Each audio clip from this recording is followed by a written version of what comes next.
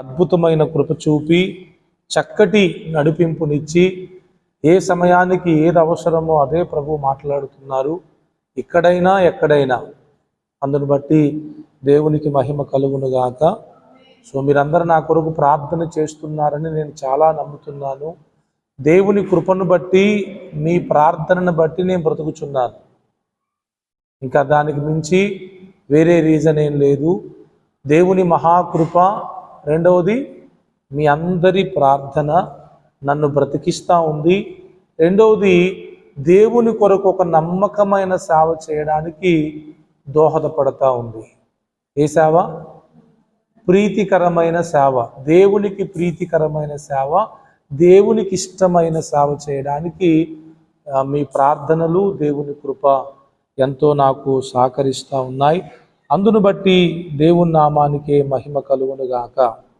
So దేవునికి వందనాలు. ప్రార్థన చేస్తున్న మీ అందరికీ కూడా నా నిండు వందనాలు తెలియచేస్తూ ఉన్నాను. సో ఆలస్యం చేయకుండా, కొంచెం టఫ్గా ఉంటుంది, కష్టంగా ఉంటుంది ఈరోజు మాట, కానీ మీరు దాన్ని రిసీవ్ చేసుకోవాలి. ఇప్పుడే ప్రభు చెప్పారు, బ్రదర్ మాట్లాడుతూ ఉంటే ఏ మాట చెప్పాలో ప్రభు ఇప్పుడే చెప్పారు. దేవుడు అన్నీ అప్పటికప్పుడే చెప్తూ ఉంటారు. వేరే ఏదో ప్రిపేర్ అయ్యి వస్తాం, కానీ దేవుని కృప ఏంటంటే ఎట్లుంటుందంటే ఎగ్జామ్ పేపర్ 4 తయారు చేసి పెడతారంట. ఆ టయానికి ఏ పేపరు రిలీజ్ చేయాలో అది చెప్తే ఆ పేపర్ని రిలీజ్ చేస్తారంట. అట్లనే నా పరిస్థితి కూడా. ఇంకా దేవుని కృప ఏంటంటే కొన్నిసార్లు నేను ఏం సిద్ధపడను, కానీ ఆ టయానికి ప్రభు తనకు కావలసిన మాటను ఆయన విడుదల చేస్తూ ఉంటారు. అందును బట్టి దేవునికి మహిమ. సరే, మంచిది. 2వ సమూయేలు గ్రంథం 16వ అధ్యాయం.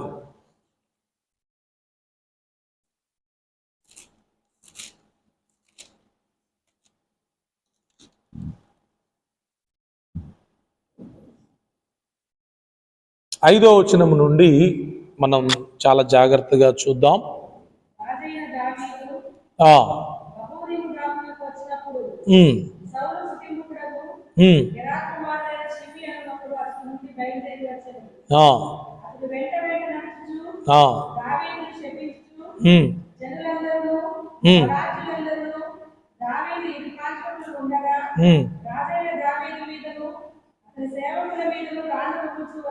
ఆగండి. హలో, అందరు ఇక్కడే ఉన్నారా? Are you here? ఎస్. దావీదు బహూరీము దాపునకు వచ్చినప్పుడంట సౌలు కుటుంబీకుడు, ఎవరు? సౌలు కుటుంబానికి చెందిన వ్యక్తి షిమీ. ఎవరు? షిమీ. ఆయన చేస్తున్న పనిని ఇక్కడ రాశారు. అతడు వెంట వెంట నడుచుచు, ఎవరి వెంట? దావీదు వెంట నడుచుచు, దావీదును ఫాలో అవుతూ 2 చేస్తున్నాడు. ఒకటి, దావీదును శపిస్తున్నాడు. రెండవది, దావీదు మీదను అతని సేవకులందరి మీదను రాళ్ళు రువ్వుచున్నాడు. బాగా వినాలి. చిత్రం ఏంటంటే దావీదు పక్కన జనులందరూ ఉన్నారు, బలాఢ్యులందరూ కూడా ఉన్నారు. ఇటువైపు ఉన్నారు, ఇటువైపు ఉన్నారు. దావీదు రైట్ సైడు, దావీదు లెఫ్ట్ సైడు జనులందరూ ఉన్నారు. రెండవది, బలాఢ్యులైన వారు ఉన్నారు. అంటే ఏంటి? బలవంతులు ఉన్నారు. ఇంత సెక్యూరిటీ దావీదుకున్నా కూడా దావీదును షిమీ అనే ఒక వ్యక్తి శపిస్తున్నాడు, రాళ్ళు రువ్వుచున్నాడు. హలో, వింటున్నారా?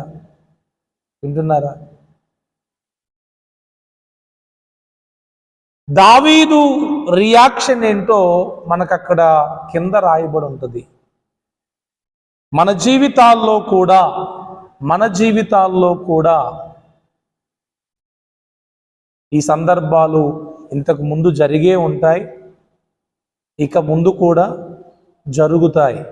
జరగవంటారా? మిమ్మల్ని ఎవరు తిట్టరా? మిమ్మల్ని ఎవరు కొట్టరా? అందరు మిమ్మల్ని మెచ్చుకుంటారా? ఏమ్మా, ఎక్కువేది ఉంటుంది? తిట్టడమే ఉంటుంది. ఇంకా మాట్లాడితే కొడతారు కూడా. అప్రిషియేట్ చేసేవారు తక్కువ నేటి సమాజంలో. నిందలు వేసేవారు, శపించేవారు, తిట్టేవారే ఎక్కువ ఉంటారు. ముఖ్యంగా క్రిస్టియన్ లైఫ్లో వీళ్ళు ఎక్కువ. జఫన్యా శాస్త్రి గారు అంటారు, సులువు వేసే వాళ్ళు ఉండాలంట, ఏసైకైనా మనకైనా. వాళ్ళు ఉండాలి. వాళ్ళు ఉంటే వాళ్ళను బట్టి మనకి చాలా దీవెనలు వస్తాయి. మన సిలువను మనం ఎత్తుకొని మోయాలి కదా. దినదినము మనము చనిపోవాలి కదా. దినదినము చనిపోవాలంటే మరి చంపే వాళ్ళు ఉండారుగా. మనం చనిపోకూడదుగా. మనం చచ్చిపోవచ్చా ఆంటీ? మనం చచ్చిపోకూడదు. టైం వచ్చేంత వరకు భూమి మీద ఎంత కష్టమైనా ఎంత బాధ అయినా ఉండాలి. అయితే దేవుడు మనకు టైం ఇచ్చాడు కనుక దాని వరకు మనం ఖచ్చితంగా బాధలైనా కష్టాలైనా బ్రతకాలి. ఎవరైనా చంపితే చచ్చిపోవాలి. మరి చంపే వాళ్ళు ఉండాలిగా. రోజు మనల్ని ఉంటారు ఖచ్చితంగా. మీ జీవితంలో వీళ్ళు ఖచ్చితంగా ఉంటారు. పౌలు ఏమన్నాడు? నేను దినదినము చనిపోవచ్చున్నాను అన్నాడు. అంటే అర్థం ఏంటి? చంపే వాళ్ళు ఉన్నారు కాబట్టి చనిపోతున్నాడు. ఇప్పుడు మీ జీవితాల్లో కూడా ఆలోచించండి. మీ కుటుంబ సభ్యులు కానీ ఎక్కువ వీళ్ళే ఉంటారు. ఫస్ట్ నెంబర్ వరుసలో, ఫస్ట్ క్రమంలో వీళ్ళే ఉండేది. ఫస్ట్ మనల్ని సిలువ వేసేవారిలో, చంపేవాళ్ళలో ఉండేవాళ్ళు ఎవరంటే కుటుంబ సభ్యులే. నెక్స్ట్ ఎవరు ఉంటారు తెలుసా? ఫ్రెండ్స్, రిలేటివ్స్, చర్చ్ మెంబర్స్ కూడా కొద్దిమంది సైతాన్ మొహాలు ఉంటారు. చర్చిలో ఉన్న వాళ్ళు తోటి వారిని ఎట్టి పరిస్థితుల్లో వారికి హాని చేయకూడదు, వారికి బాధ కలగకుండా చూసుకోవాలి. కానీ చర్చిలో ఉన్నవారు కూడా బాధ పరిచేవారిగానే ఉన్నారు.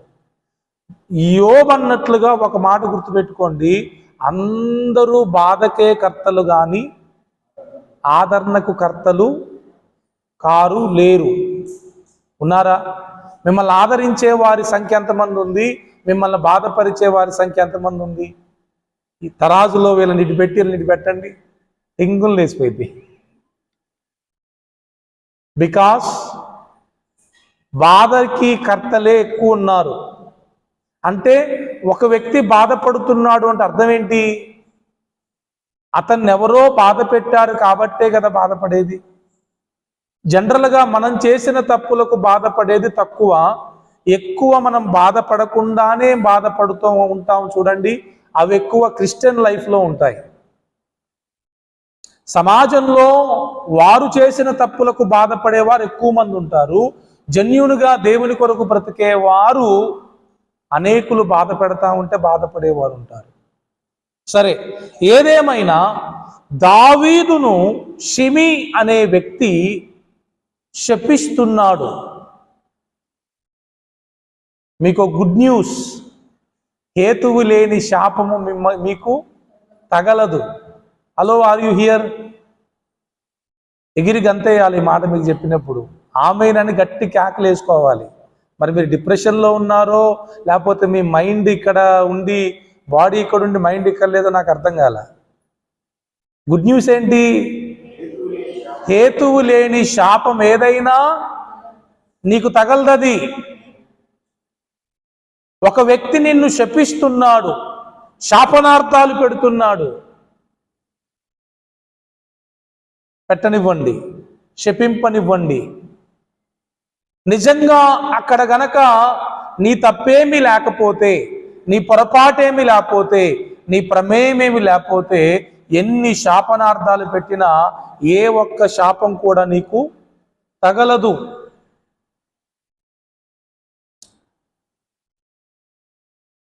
మీరేం భయపడాల్సిన అవసరంలా. చాలా మందికి భయం, అబ్బో శపిస్తున్నారు, ఎక్కడ శాపం తగులుద్దో, నాకు తిడుతున్నారు, ఆ తిట్లు నా మీద ఎక్కడ పనిచేస్తాయో అని. ఎందుకు భయం?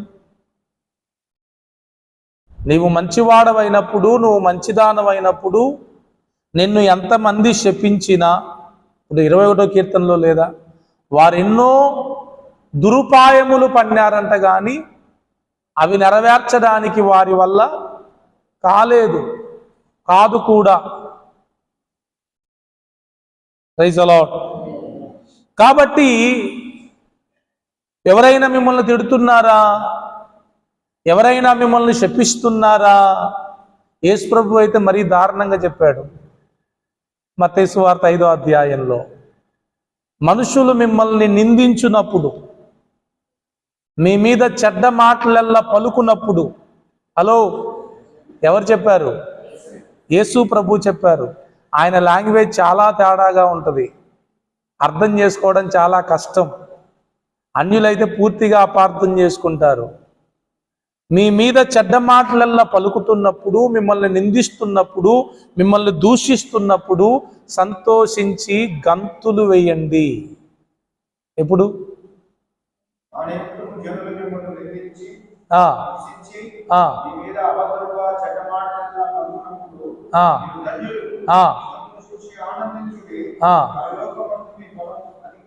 హలో, నేను భక్తులకి చెప్తున్న మాటలు ఇవి. నాలాగెవరైతే భక్తి మార్గంలో అన్నిటిని వదులుకొని, అన్నిటిని విడిచిపెట్టి ప్రభు కోసం బ్రతకాలని ఎవరైతే తీర్మానం తీసుకొని జీసస్ను ఫాలో అవుతున్నారో వాళ్ళకి చెప్తున్న మాటలు. ఇరుకు మార్గం అని ప్రభువు చెప్పాడు. ప్రార్థన చేసుకున్నా తిడతారు, బైబుల్ చదువుకున్నా తిడతారు, మందిరానికి వెళ్తున్నామన్నా తిడతారు, అవసరమైతే కొడతారు. వెళ్ళు అని పంపించేవారు తక్కువ, వెళ్ళొద్దు అనేవారు ఎక్కువ.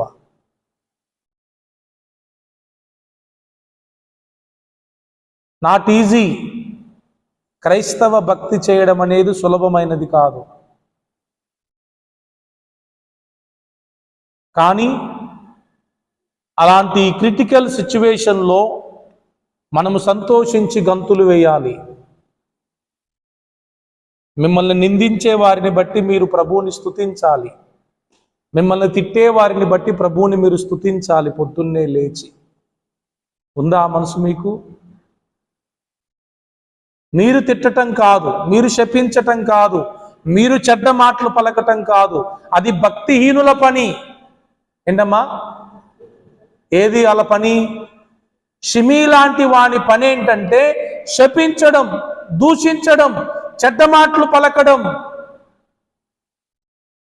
వాని పనే అది. మన పనేంటి? వాటిని బట్టి సంతోషించడం, వాటిని బట్టి ఆనందించడం, ఆ నిందలలో శ్రమలలో సంతోషించి గంతులు వేయడం మన పని. తిరిగి మరలా తిట్టడం మన పని కాదు. కీడుకు ప్రతి కీడు, దూషణకు ప్రతి దూషణ. It is not our business. Are you here? కష్టమే, ఇట్లాంటి మాటలు రిసీవ్ చేసుకోవడం కష్టమే, కానీ రిసీవ్ చేసుకోగలిగితే చాలా దీవెన. అవునా? మా పిల్లకి టానిక్ ఏమన్నా పోయాలంటే చాలా కష్టం, ఆ పిల్ల తాగదు. ఎందుకు? అయ్యాన తీగుంటాయా, థమ్స్అప్ లాగా ఎట్లుంటాయి, చేదుగా ఉంటాయి. కానీ తాగితే చాలా ఆశీర్వాదం, చాలా ఆరోగ్యం. అవునా కాదా? సో అట్లనే మనం కొన్ని కఠినమైన మాటల్ని ప్రభువు చెప్పారు, వాటిని మనం రిసీవ్ చేసుకోగలిగితే మనంత ధన్యులు ఎవరు ఉండరు. కిందికి రండి. 16లో సిచ్యువేషన్ మీరు చదివారు కదా, 7వ వచనం. ఈ షిమి ఏం తిడుతున్నాడో చూడండి, ఎక్స్ప్లెనేషన్ ఎలా ఉందో. నరహంతకుడా, దుర్మార్గుడా, ఛీ పో, ఛీ పో, నీ వేల వలనని నీవు వెళ్ళగొట్టిన సౌలు ఇంటి వారి హత్యను యెహోవా నీ మీదికి రప్పించి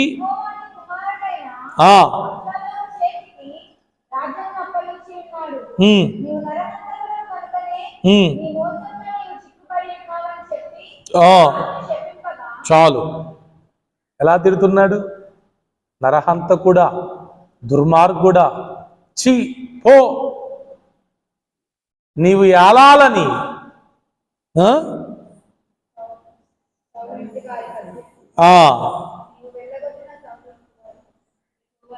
ఇవన్నీ చేస్తున్నాడు షిమి కదా. అందరి ముందు మళ్ళీ పర్సనల్గా ఇదేమన్నా, జనులందరూ ఉన్నారు ఆయన ఇరువైపులా, బలాఢ్యులు ఉన్నారు. మనకి బీపీ ఎక్కడొచ్చిద్దంటే అందరి ముందు ఇడితే, అవునా, ఎక్కువ బీపీ వచ్చింది. ఒక వ్యక్తి ముందు మనల్ని ఎవరైనా ఇన్సల్ట్ చేస్తే మన మనసు కట్టలు తెంచుకొని బీపీ, ఆవేశం, ఉక్రోషం, ఆయాసం అన్నీ వస్తాయి. ఇక తుమ్ములు దగ్గులు అన్నీ వచ్చేస్తాయి. We can't bear. మరి ఏందో మరి మీ ఫీలింగ్ ఏందో, పెద్ద మీరు ఏమన్నా ఇదనుకుంటున్నారా ఏంటి? యేసు ప్రభువునే జనాలందరి ముందు మొహం మీద ఉమ్మి వేశారు, అవునా? యేసు ప్రభువునే మొహం మీద గుద్దారు, దెయ్యం పట్టినోడా అన్నారు, తిండిపోతోడా అన్నారు. ఆ సమయములో యేసు ప్రభువు నోరు తెరవలేదు అని బైబిల్లో రాయబడి ఉంది. పర్సనల్గా చేశారా, పబ్లిక్గా చేశారా? అది పబ్లిక్గానే ప్రభువుని చేశారు. మన మార్గం ఏంటి? ప్రభువు మార్గమేనా? యేసయ్య మార్గమా? మీకు వేరే సొంత మార్గాలు ఉన్నాయా? మరి ఆయన ఏ మార్గంలో వెళ్తూ మనం కూడా, లోకం మిమ్మల్ని ద్వేషించిన ఎడల ఆశ్చర్యపడకుడి అన్నాడు. అరే నన్ను తిడతారేంటి ఇల్లు, నన్ను దూషిస్తున్నారేంటి ఇల్లు, నన్ను చెడ్డ మాటలు పలుకుతున్నారేంటని పెద్ద క్వశ్చన్ మార్క్ పెట్టకండి. It is very common thing. నీ జీవితంలో నువ్వు తిట్టబట్టం, కొట్టబట్టం, శపించబట్టం, దూషించబట్టం, అవమానించబడ్డం అనేది కామన్గా జరుగుతాయి. అర్థమవుతుందా సాత్విక? అర్థమవుతుందా? బాప్తిసం తీసుకోబోతున్నావు నువ్వు, స్టార్ట్ అయ్యే ఇప్పటికీ ఆల్రెడీ ఉంటాయి, తర్వాత ఇంకెక్కువ మొదలవుతాయి. దానికి నువ్వు పెద్ద క్వశ్చన్ మార్క్ పెట్టి నాకేంటి ఇట్ అవుతుంది అనకూడదు. ఆల్రెడీ ప్రభు చెప్పాడు, లోకం మిమ్మల్ని ద్వేషించిన ఎడలా ఆశ్చర్యపడకుడి, ఆల్రెడీ ముందు నన్ను ద్వేషించింది. అది కదా. సో ఇవి మన జీవితంలో మనం ఎదుర్కోవలసినవే, మనం చూడాల్సినవే, వాటి గుండా మనం ప్రయాణం చేయాల్సినవే. దానికి మనం పెద్ద కంగారేం పడకూడదు. ఎందుకంటే మన ప్రభువే మనకు మాదిరి. మన మనసు ఎలా ఉండాలి అంటే, దావీదు దగ్గరికి రండి. ఆల్రెడీ వినండి, ఆల్రెడీ దావీదు చాలా బాధలో ఉన్నాడు, ఆల్రెడీ దావీదు చాలా దుఃఖములో ఉన్నాడు. అప్పటికే అమ్నోను తామారును కూడాడు, అవునా? అప్పటికే అబ్షాలోము అమ్నోనును చంపేశాడు. అప్పటికే అబ్షాలోము దావీదు ఉపపత్నులను చెరిపివేశాడు. ఇంత బాధలో ఇంకా అబ్షాలోము ఇప్పుడు దావీదును తరుముతున్నాడు. ఇన్ని సిచ్యువేషన్స్ తన కుటుంబంలో జరిగినాయి. అప్పటికే దావీదు చాలా దుఃఖంలో ఉంటే ఈ షిమి అనే వ్యక్తి వచ్చి మరింత దావీదును బాధపరుస్తున్నాడు. బాధపడేటప్పుడే వచ్చి ఇంకా బాధ పెడతారు. అదే మనుషుల నైజం. నువ్వు బాధపడుతున్నావని తెలిసే నీ దగ్గరికి వచ్చి ఇంకొంచెం కారం చల్లుతారు, ఇంకొంచెం కుచ్చుతారు నిన్ను. పాపం. ఇప్పుడు యోబు పరిస్థితి ఏంటమ్మా? కడుపారగన్న 10 మంది పిల్లలు తన కనుల ఎదుటే చనిపోయారు. ఆరోగ్యం పోయింది, ఆస్తి పోయింది, భార్య ఒకవైపు తిడతా ఉంది. ఇంత భయంకరమైన పరిస్థితుల్లో యోబు ఉంటే చిన్నగా యోబు స్నేహితులు వచ్చి మొదలుపెట్టారు. ఇక అరే నీకు ఇది ఉట్టిగానే జరిగిందా? నువ్వేదో చేసుంటావు, నువ్వేదో పాపం చేసుంటావు, అందుకే ఇంత శిక్ష నీ మీదికి మొదలు పెట్టారు. అందుకే అంటాడు, చూసి చూసి చూసి 16వ అధ్యాయంలో యోబు ఓపెన్ అయిపోయి, మీరందరూ బాధకే కర్తలు కానీ ఆదరణకు కర్తలు కారు అనేస్తాడు. అది చాలా బాధతో చెప్పిన స్టేట్మెంట్ అది. Praise the Lord. అలాంటి సొసైటీలో మనం బ్రతుకుతున్నాం. దొంగ ఏమన్నాడు? ఇటువైపు ఆయన యేసుప్రభుని చూసి, దానికి వెళ్ళి చూసేది ఎందుకు, 2 నెలలు పట్టుకుంటారని. మీరు కూడా ఆగి చూస్తారేంటి దానికి వెళ్ళి? సరే, ఎక్కడున్నాం? యేసుక్రీస్తుని కూడా పక్కనున్న దొంగ ఏమన్నాడు? నువ్వు దేవుని కుమారునివైతే నిన్ను నువ్వు రక్షించుకొని మమ్మల్ని కూడా రక్షించు. సరే, చదవండి అమ్మా 9వ వచనం.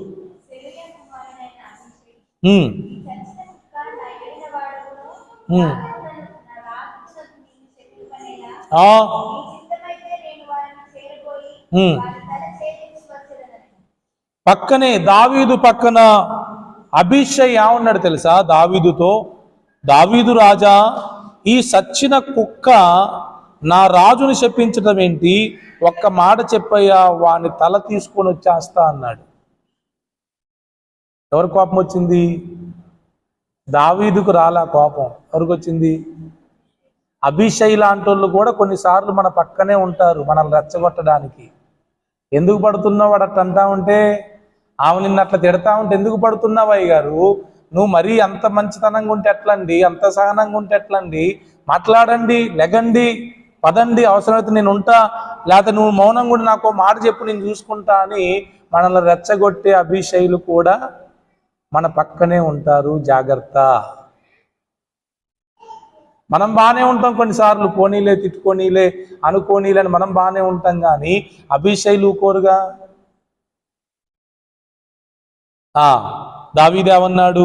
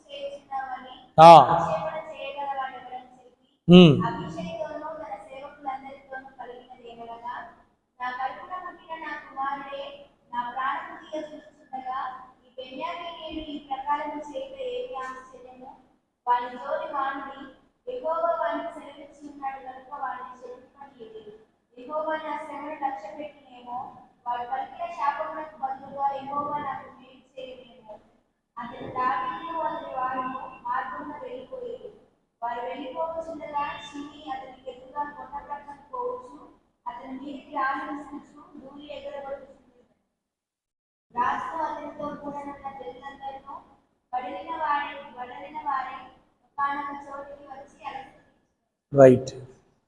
నా ప్రార్థన ఈ రోజున ఏంటంటే, మనమందరము దావీదులాగా మారుదుముగాక. మన కుటుంబంలో కానీ, మన సర్కిల్లో కానీ, మన రిలేటివ్స్లో కానీ ఇటువంటి అవమానాలు, ఇటువంటి నిందలు, ఇటువంటి దూషణ మాటలు మన మీద ప్రజలు పలుకుతున్నప్పుడు మనము దావీదు వలె మౌనముగా ఉందుముగాక. మన పక్కన అభిషై లాంటోళ్ళు నుండి మనల్ని రెచ్చగొట్టినా కూడా అభిషై మాటలు మనం పట్టించుకోకుందుముగాక. ఎంత మంచి మాటలు దావీదు మాట్లాడుతున్నాడు. అయ్యా, వాడు నన్ను తిడతా ఉంటే నీకేంటి బాధ? తిట్టని. ఒకవేళ దేవుడే తిట్టమని ఆయనకి చెప్పాడేమో. ఒకవేళ దేవుడు వాడు పలికిన శాపమునకు బదులుగా యెహోవా నాకు మేలు చేయునేమో. నా శ్రమను దేవుడు లక్ష్య పెట్టునేమో. చూసారా, మన జీవితంలో మనము ఇటువంటి మనసు కలిగి ఉంటే మన ద్వారా దేవుని నామానికి మహిమ వచ్చింది. రౌడీలాగా ఉండొద్దు మనం. చాలామంది రౌడీలే. అసలు వాళ్ళ కథ చూస్తే ఇంటి దగ్గర పచ్చి రౌడీలు, ఆకు రౌడీలాగా ఉంటారు వాళ్ళు. మగోళ్ళని ఆడోళ్ళని తేడా లేదు. వాళ్ళతో మాట్లాడాలంటేనే భయం. భార్యలను చూసి వణికే భర్తలు లేరమ్మా? భర్తలను చూసి వణికే భార్యలు లేరా? అబ్బో. కానీ బిడ్డల్లారా గుర్తుపెట్టుకోండి, ఆ తర్వాత షిమి ఏమైందో మొదటి రాజుల గ్రంథంలో దావీదు చనిపోయే ముందు సొలొమోను పిలిచి చెప్తాడు, షిమీకి ఏం చేయాలో నీకు తెలుసు అనుకుంటా అని. షిమీకి జరగాల్సింది జరిగింది. చిత్రం ఏంటి తెలుసా? అబ్షాలోము కూడా ఏమయ్యాడో మీకు తెలుసు. పాపం దావీదు బ్రతిమిలాడతాడు యోవాబును పిలిచి వాణ్ణి చంపకండి అని.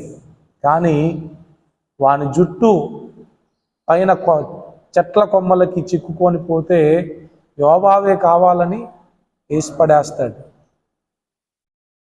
దావీదు మౌనంగా ఉన్నాడు, కానీ దేవుడు దావీదు పక్షంగా మౌనముగా లేడండి. దావీదు నిర్దోషిగానే చనిపోయాడు, ఎవరిని కావాలని చంపి చనిపోలేదు. ఇంకో విషయం తెలుసా? మౌనంగా ఉంటే దేవునికి భలే కోపం వచ్చింది మన శత్రువుల మీద. సమస్య ఏంటంటే మనం మౌనంగా ఉండలేం కదా, అది వచ్చిన బాధ. మన శత్రువుల మీద మనం పగ తీర్చుకోవాలనే మనసు లేకుండా ఉంటే మన శత్రువులు మీద ప్రభువు పగ తీర్చుకుంటాడు. మొదటి సమూయేలు గ్రంథం అనుకుంటా 13వ అధ్యాయంలోనో 15వ వచనంలో మాట చూస్తారా? 13:15.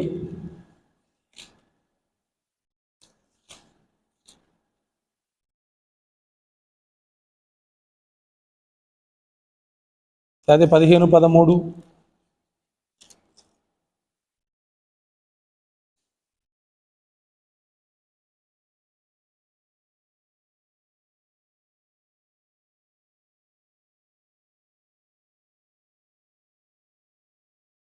అమాలేకీయులు ఇశ్రాయేలుకు చేసినది నాకు జ్ఞాపకమే అంటాడు దేవుడు.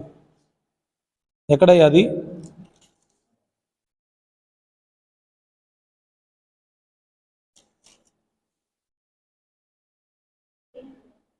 అమ్మా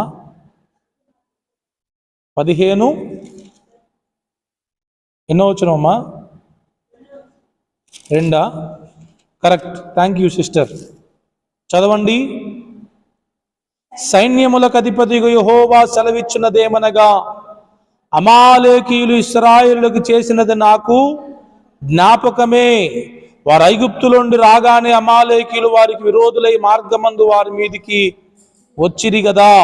కాబట్టి నీవు పోయి కనికరింపక అమాలేకీయులను హతము చేయుచు పురుషులనేమి, స్త్రీలనేమి, బాలురనేమి, పసిపిల్లలనేమి, ఎద్దులనేమి, గొర్రెలనేమి, ఒంటెలనేమి, గార్ధబములనేమి అన్నిటినీ హతము చేసి వారి కలిగినదంతయు బొత్తిగా పాడు చేసి అమాలేకీయులు నిర్మూలము చేయమని చెప్పాను. బాగా వినండి.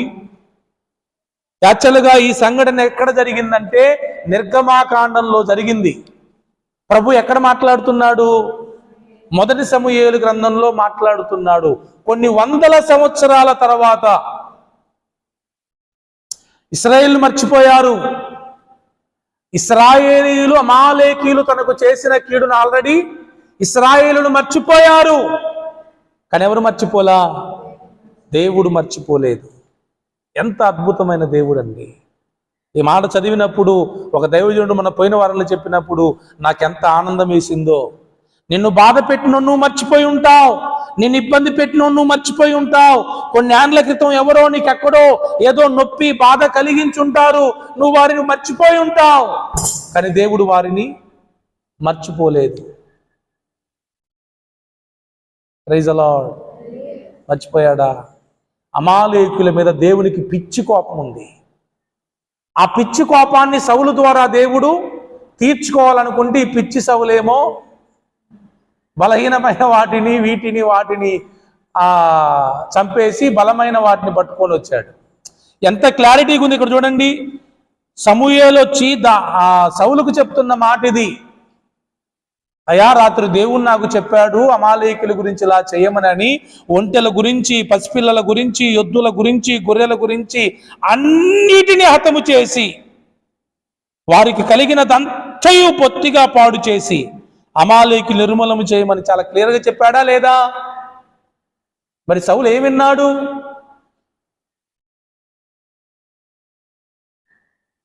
అందుకే సమూయేలు అంటాడు, ఏంటి?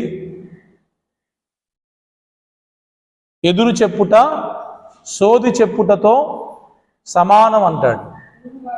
తిరుగుబాటు చేయట, రైట్. తిరుగుబాటు చేయుట సోది చెప్పుటతో సమానం. బలులర్పించుట కంటే మాట వినుట శ్రేష్టం. నేనేం చెప్పాను, నువ్వేం చేశావు? నీకోసమే బలు అర్పించడానికి తెచ్చా, నీకు బలి ఇవ్వడానికి, ఇవన్నీ సోది. సరే, అది మన టాపిక్ కాదు. నేను చెప్పే మాట ఏంటంటే, మన శత్రువులను మనం మర్చిపోతే మన దేవుడు మాత్రం మన శత్రువులను మర్చిపోడు. నువ్వు గుర్తుపెట్టుకోవాలా, దేవుడు గుర్తుపెట్టుకోవాలా? మరి నువ్వేం చేయాలి? పోతారా మరి? మర్చిపోనండి అయ్య గారు, వాడిని అసలు సచ్చేదాకా మర్చిపోనండి నేను.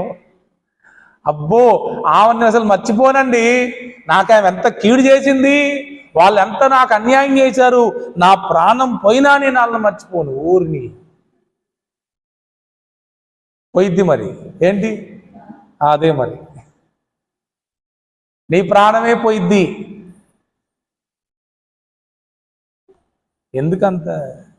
ప్రభు ఏమన్నాడు? పగ తీర్చుట నా పనని ప్రభు చెప్పిన తర్వాత ఇంకా మళ్ళీ నువ్వేంది?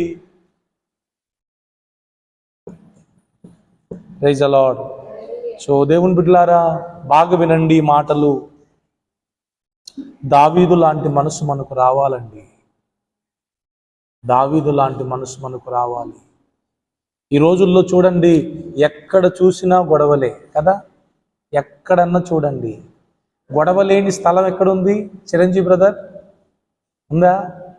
గొడవ లేని ఇల్లు కానీ, గొడవ లేని సంఘం కానీ, గొడవ లేని ఊరు కానీ, గొడవ లేని కంపెనీ కానీ, గొడవ లేని కాలేజీ కానీ, గొడవ లేని స్కూల్ కానీ ఉందా? గొడవ లేని పెళ్ళి కానీ, గొడవ లేని ఫంక్షన్ కానీ.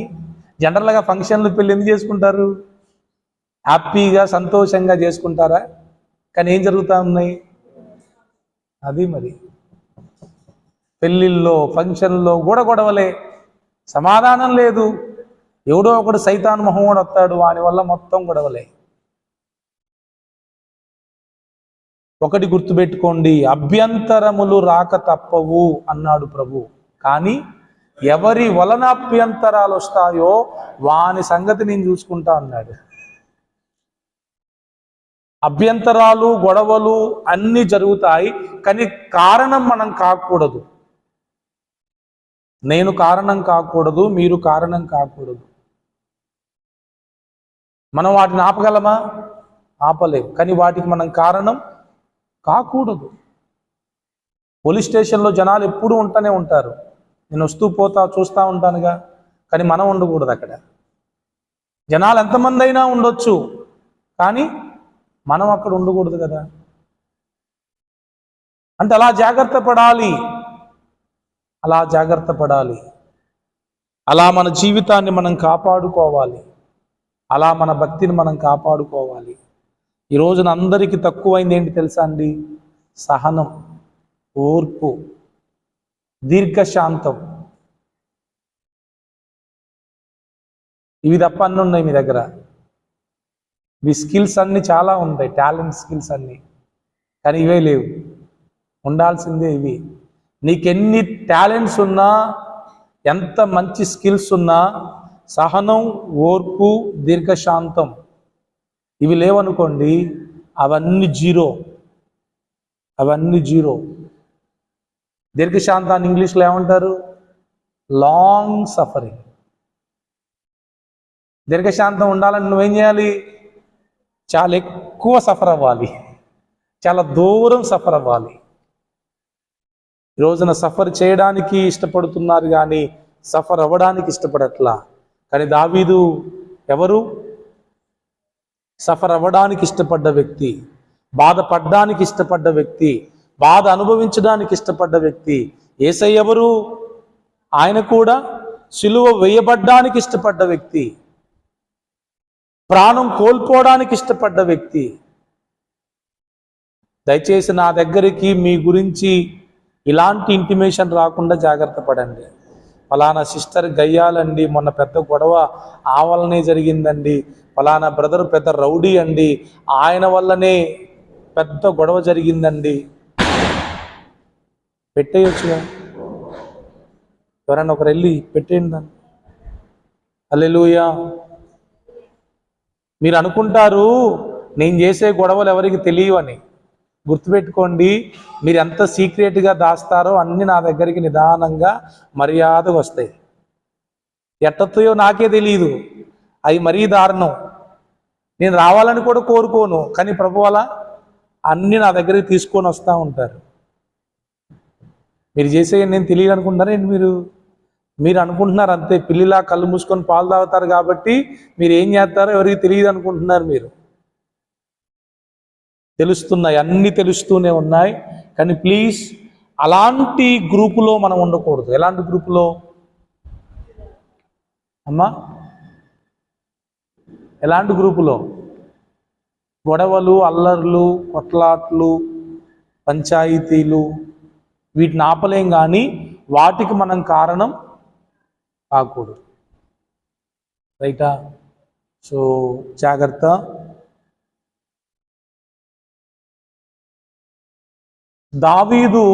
దావీదును దేవుడు 21వ కీర్తనలో ఒక మాట, అది నేను చదివేసి ముగించేస్తాను. తీయండి అందరూ. ఎలా చేశాడంట దావీదును దేవుడు? ఎంత అద్భుతమైన మాట తెలుసా అండి అది. 21వ కీర్తన. బ్రదర్ టచ్ చేస్తారేమో అనుకున్నా, చేయలేదు. అదే 5వ వచనం. నీ రక్షణ వలన అతనికి గొప్ప మహిమ కలిగెను, గౌరవ ప్రభావములను నీవు అతనికి. దేవుడు దావీదుకి ఏం ధరింపచేశాడంట? గౌరవ ప్రభావములు. అంటే అదైనా చొక్కానా ధరింపజేయడానికి? అదైనా పాయింటా ధరింపజేయడానికి? ఇట్లా ఆలోచించాలి వాక్యాన్ని. దేవుడు ఏం ధరింపజేశాడంట? గౌరవం, ప్రభావమును దావీదుకు దేవుడు. అందుకే దావీదు విలువ ఎక్కడన్నా తగ్గుద్దా? అస్సలు. దేవుడు ధరింప చేసిన తర్వాత తగ్గవండి. ఒకవేళ మనం ధరింప చేసుకుంటే తగ్గిపోతాయేమో, కానీ దేవుడు ఒక వ్యక్తికి ధరింప చేస్తే అవి తగ్గవు. తర్వాత నిత్యము ఆశీర్వాదకారకుడుగా ఉండునట్లు నీవు అతన్ని నియమించి ఉన్నావు. దావీదుని దేవుడు ఎలా చేశాడంట? నిత్యము ఆశీర్వాదకరముగా ఉండునట్లు దేవుడు అలా అతన్ని నియమించాడంట. అందుకే దావీదు ఎప్పుడూ ఆశీర్వాదానికి కారకుడే. అమ్మా ఒక మాట, మనం ఇతరుల ఆశీర్వాదాలకు కారకులంగా ఉండాలి, కానీ ఇతరుల బాధకు కారణంగా ఉండకూడదండి. ఇతరుల ఆశీర్వాదాలకు కారకులమై ఉండాలి. అయ్యా ఫలానా బ్రదర్ వల్ల నేను ఇలా ఉన్నాను, ఫలానా సిస్టర్ వల్ల నేను ఇలా ఉన్నాను, ఫలానా కుటుంబం వల్ల నేను ఇలా ఉన్నాను, వాళ్ళే గనక నాకు పరిచయం కాకపోతే, వారే గనక నాకు సహాయం చేయకపోతే నా కుటుంబం ఈ రోజున ఇలా ఉండేది కాదు అని మన గురించి కొద్దిమంది మాట్లాడుకోవాలి. కొన్ని సాక్ష్యాలు చూడండి. అయ్యా మా కుటుంబం ఇలా నాశనం అయిపోవడానికి కారణం వాళ్ళేనండి, మా అబ్బాయి నాశనం అయిపోవడానికి ఆయనే కారణం అండి, మా ఆవిడ నాశనం అయిపోవడానికి ఆమె కారణం అండి అని నాశనమైపోవడానికి కారణంగా చాలామంది ఉంటున్నారు. ఒకరి నాశనానికి కానీ ఒకరి దుఃఖానికి కానీ మనం కారకులుగా ఉండొద్దు, కానీ ఒకరి ఆశీర్వాదానికి ఒకరి దీవెనకి మనం కారకులుగా ఉండాలి. ఇప్పుడు ఎలా ఉన్నావు నువ్వు? What is your right situation? ప్రజెంట్గా నీ సిచ్యువేషన్ ఏంటి? ఆశీర్వాదానికి కారకులుగా ఉన్నారా? దీవెనలకు కారకులుగా ఉన్నారా? లేకపోతే నాశనానికి బాధకి కారకులుగా ఉన్నారా?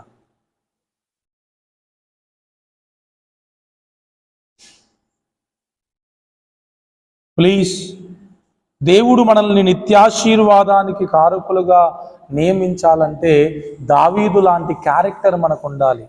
ఇప్పుడు ఎందుకు ఇక్కడ చదివించానంటే, దావీదుని దేవుడు ఊరకనే గౌరవ ప్రభావాలను ధరింపచేశాడా? దావీదుకి దావీదు అడిగాడంట పైన, ఆయుష్ నిమ్మనత నిన్ను వరమడగగా అతనికి నువ్వు అనుగ్రహించి ఉన్నావు, సదాకాలం నిలుచు దీర్ఘాయువు నువ్వు అతనికి దయచేసి ఉన్నావు. దావీదు ఆయుష్ అనగానే దేవుడు ఆయుష్ ఇచ్చాడంట. ఎన్నిచ్చాడో ఆ అధ్యాయం మొత్తంలో దేవుడు చెప్తా ఉంటాడు, దావీదు చెప్తా ఉంటాడు. కాబట్టి ఊరకనే మనం ఏమీ మన జీవితంలోకి మనం పొందుకోలేం. సమస్తం క్యారెక్టర్ని బట్టే ఉంటాయి. రైటా? సో మీరందరూ దావీదు వలె మారిపోతారని అనుకుంటున్నాను. మీ ఇంటి పక్కన వాళ్ళు చెప్పాలి నీ గురించి, ఒకప్పుడు ఈ సిస్టర్ గారు పెద్ద గయ్యాలండి, కానీ ప్రభు దగ్గరికి వచ్చిన తర్వాత చాలా మారిందండి. పంపుల దగ్గర గొడవ పెట్టేది, ఇంటి పక్కన చిన్న చిన్న కోళ్ళ దగ్గర కుక్కల దగ్గర గొడవలు వచ్చాయి, కానీ ఇప్పుడు పాపం మందిరానికి వెళ్ళి బాగా మారిపోయిందండి అన్నట్లుగా నీ సాక్ష్యం నీ ఇరుగు పొరుగు వారి దగ్గర ఉండాలి. ఒకప్పుడు మా ఆవిడ గయ్యాలండి పాస్టర్ గారు, మందిరానికి రావడం మొదలుపెట్టిందండి, చాలా మారిందండి అని నీ భర్త నీ గురించి సాక్ష్యం చెప్పాలి. భర్త గురించి కూడా అంతే, భార్య సాక్ష్యం చెప్పాలి. ఒకప్పుడు నా భర్త భయంకరమైన వ్యక్తి అండి, కానీ మందిరానికి రావడాన్ని బట్టి చాలా మారాడు. మీ సహనం సకల జనులకు తెలియబడనీయుడి అని బైబిల్లో ఉంది. అంటే మీ వీధిలో ఉన్న వారందరికీ నువ్వెంత నిదానంగా ఉంటావో తెలియాలి. మీ ఊరిలో ఉన్న వారికి నువ్వెంత మౌనంగా ఉంటావో తెలియాలి. తెలుస్తుందా? రివర్స్, నువ్వెంత కోపిష్టివో, నువ్వు కోపమొత్తు ఎంత భయంకరంగా విపరీతంగా ప్రవర్తిస్తావో నీ వీధి మొత్తం చెప్పుకుంటున్నారు, మీ ఊరోళ్ళందరూ చెప్పుకుంటున్నారు. ప్రభు ఏం తెలియజేయమంటే ఏం తెలియజేస్తున్నారు? నలుగురికి వినపడాలని మరీ గట్టిగా అరుస్తారు మళ్ళీ మనోళ్ళు, సిగ్గుపడకుండా. నా కోపం ఎవరికి తెలియకుండా దాచుకోవాలనే కామన్ సెన్స్ కూడా లేదు. ఏం దాయాలండి?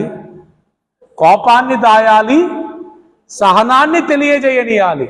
కానీ రివర్స్, కోపాన్నే బయలుపరుస్తున్నారు, సహనం మాత్రం ఎవరికి తెలియట్లా. దేవుడు చెప్పిన దానికి ఆపోజిట్లో వెళ్తున్న మనం క్రైస్తవులమా, క్రైస్తవ వ్యతిరేకులమా? నాకు డౌట్గా ఉంది. ఆర్ యు క్రిస్టియన్స్, యాంటీ క్రిస్టియన్సా? నువ్వు క్రిస్టియన్స్ అయితే దేవుడు చెప్పిన దాని ప్రకారం చేయాలి. దేవుడు చెప్పిన దానికి వ్యతిరేకంగా చేస్తున్నారంటే you are not Christians, anti Christians మీరు. ప్రేమించండి అయ్యా అని ప్రభువు చెప్పారు. ప్రేమిస్తున్నారా? దీవించండి అయ్యా అని ప్రభువు చెప్పారు. దీవిస్తున్నారా? ఓర్చుకోండి అయ్యా అని ప్రభువు చెప్పారు. ఓర్చుకుంటున్నారా? ఎంత మంచి మాదిరి. ఇంకో విషయం తెలుసా? ఒక మాట, కంటికి కన్ను పంటికి పన్ను ఆ కాలంలోనే దావీదు ఈ మాదిరి చూపెట్టాడు. Praise the lord. కొత్త నిబంధనలో కాదు ఈ సందర్భం, it is in OT old testament. అసలు లెక్క ప్రకారం అడిగినా తన్నిన అడిగేటోడు లేడు, షిమీని చంపేసిన అడిగేటోడు లేడు. అసలు ఆ తప్పు ఆ పాపం దావీదు మీద పడనే పడదు. అట్లాంటి కాలములోనే దావీదు ఓర్పును చూపాడు. అంతెందుకండి, సౌలును చంపే ఛాన్సెస్ రెండొచ్చాయి. చంపినా దావీదును దేవుడు ఏమని అంటాడా? ఈయన చంపాలని చూస్తున్నాడు గనక దావీదు చంపేసిన పెద్ద తప్పేం ఉండదండి. అయినా దావీదు సౌలును చంపకుండా ఓపిక పట్టాడు. ఆయన దావీదు మాట్లాడతాడు అక్కడ, నేను చంపను, దేవుడు అభిషేకించిన వారిని నేను చంపను. మనం ఎక్కడున్నాం? కొత్త నిబంధనలో ఉన్నాం, కృపాకాలంలో ఉన్నాం. ఇట్లాంటి కృపాకాలంలో మనం రివర్స్ అయితే ఎక్కడ కుదురుద్ది? రివర్స్ అవ్వాల్సిన టైంలోనే దావీదు రివర్స్ అవ్వకుండా మౌనంగా ఉన్నాడు. ఇప్పుడు ఇది మౌనంగా ఉండే సమయం.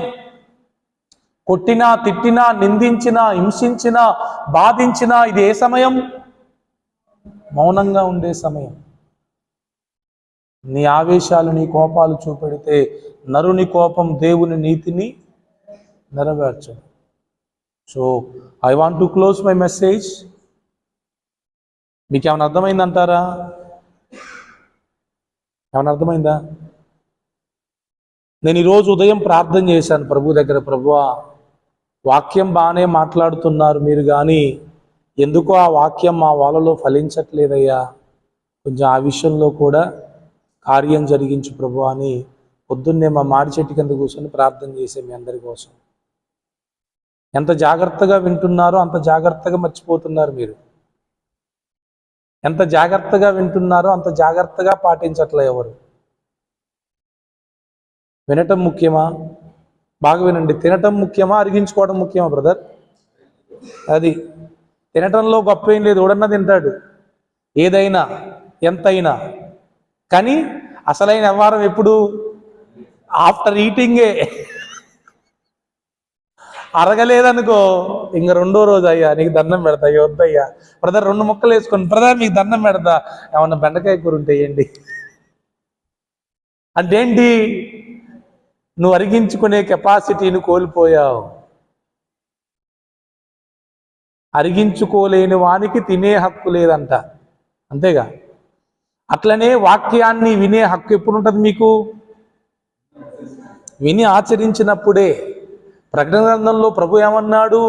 ఈ ప్రవచన వాక్యములను చదువువాడును గ్రహించువాడును ధన్యుడు. అవునా? వాటిని మనము చదవాలి, గ్రహించాలి, పాటించాలి.